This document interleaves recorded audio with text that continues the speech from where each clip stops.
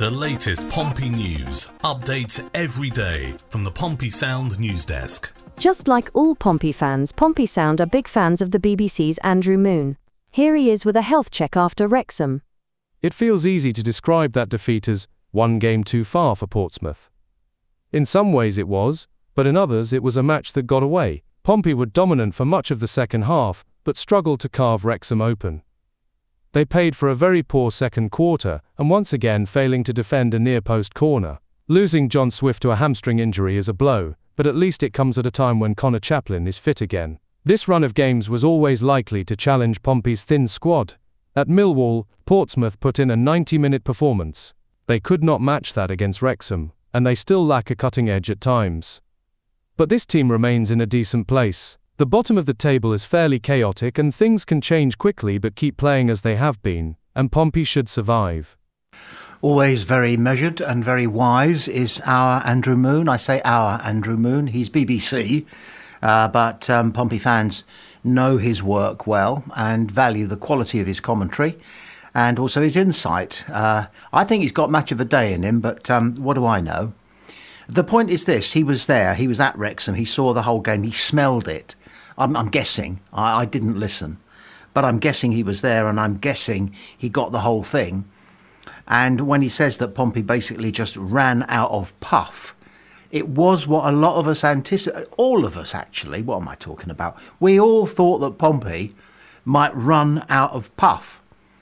They might just end up, I go back to a memory I have of Adams at the end of the Millwall game, lying on his back, almost unable to get up and walk off the pitch at the 98th minute when the whistle finally went. And Marlon Pack, who turns 35 shortly, is playing back-to-back 95, 98 minuters and not stopping. He didn't take any breathers against Wrexham. He kept going. But he was running on empty, as they say, running on fumes, as they say. So we know that that's the case, and it probably accounts for the fact that we went down by a narrow goal. You know, sometimes you can get thumped by a single goal. Other times you feel really unlucky because you deserved something more than no points from a single goal. And I think most people, including most Wrexham, if they were being honest, most people would agree that that second half performance, when you think about it, that should have been when they were most run down. And yet it's when we had them by the short and curlies for huge parts of that second half. We had a lot of space. We were using it well. We were carving them open.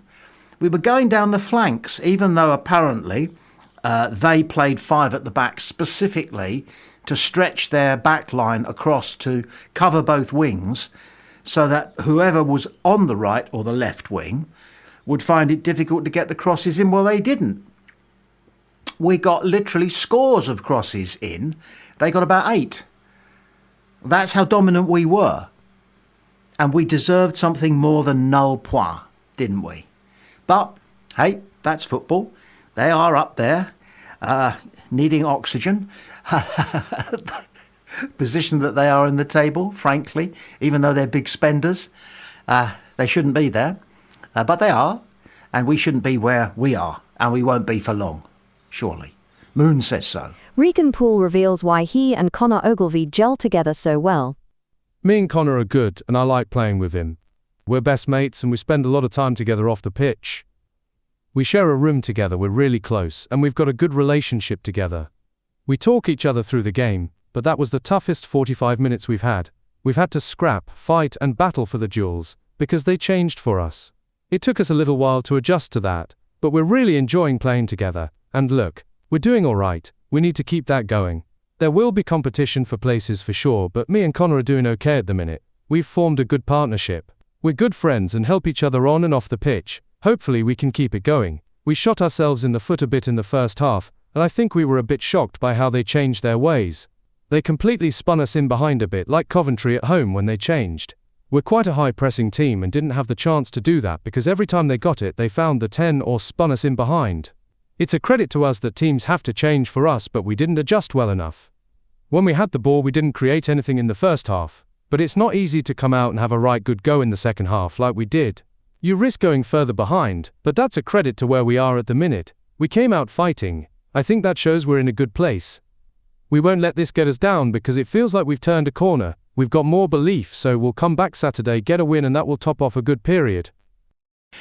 Regan Poole on himself and his relationship with a good buddy on and off the pitch in Connor Ogilvie. More so than any other two players on the pitch, the two centre-halves, if you're playing four at the back, they have to know each other well, they have to get on well, they have to be able to read each other's thoughts, don't they? You think about it, they need to know where they need to be on the pitch at any given moment, but they also need to know where their other half is, what they are doing behind their back sometimes. That really is the art of it. There's an element of not ESP. We're not talking about, reading people's minds. We're talking about understanding the player that you've got playing next to you. You are like a puppeteer with a glove puppet, each of you, okay? And you're working the other one. If you go and cut somebody down, if you go and take somebody out, if you go and block somebody's run or cover somebody's run, you need to know that your opponent, your oppo, your buddy will step into the gap that you're leaving behind you in the right way and continuing to cover other opposing forwards who are coming forward. It's such a crucial relationship. And of course, our manager knows it inside out because he spent a lot of his playing career as one of those two number fives.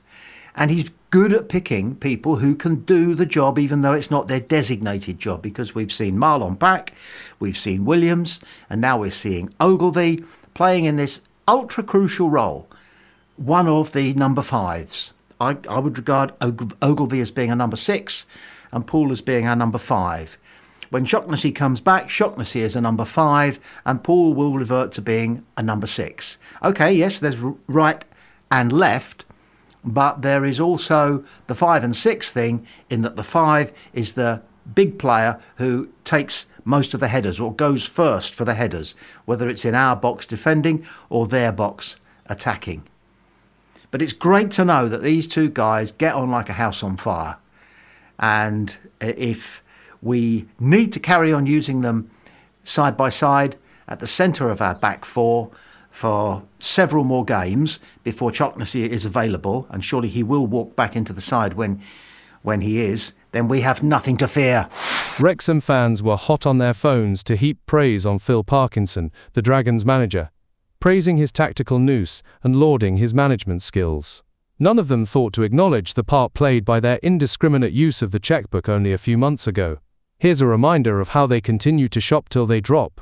22-year-old Callum Doyle was purchased from Manchester City during the summer transfer window before the start of this season for just under £6 million plus add-ons. He made 2 full appearances for Man City as a teenager, both in the EFL Trophy. Wrexham bought former Everton winger Nathan Broadhead from Ipswich in the same transfer window for £9 million, bringing their summer spending spree to £14 million. Continuing their summer spending spree, Wrexham shelled out a further £8 million on former Arsenal midfielder Ben Sheaf. Those 3 acquisitions joined Lewis O'Brien, who was picked up by Wrexham for £4 million from Nottingham Forest, taking their summer spend up to somewhere in the region of £26 million. Doyle, O'Brien and Broadhead all started on Tuesday night against Portsmouth. Only Sheath was missing, unavailable. Watching the game Wrexham versus Portsmouth, nobody without foreknowledge would have been able to pick the side containing 3 players whose individual worth on the real live transfer market was each greater than the entire worth of the other team, which either proves that you can't buy success, or that if you know what you're doing you can go panning in the hills for gold, and if you know which bit of mud to sift you can find some priceless nuggets. As things stand, you could argue that in one regard John Messino is his own worst enemy, he and his recruitment team. And it works like this: provided they are able to put together teams on what you might call a shoestring to match other teams that are costing tens and tens and tens of millions of pounds, then because it is their modus operandi, they've done it with their other sports clubs, the Eisners, then why should they change their method now? What John Messino might be asked to do is to spend a little bit more money, but to continue to find fines. Fines such as, for example, of course, Adams.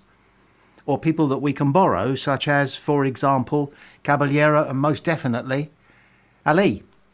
And whilst we can rescue people such as Swift and such as Chaplin, who aren't going to be getting any first-team football where they are, and so they're delighted to come to Pompey and be well managed, well coached, and enjoy their football and win lots of games.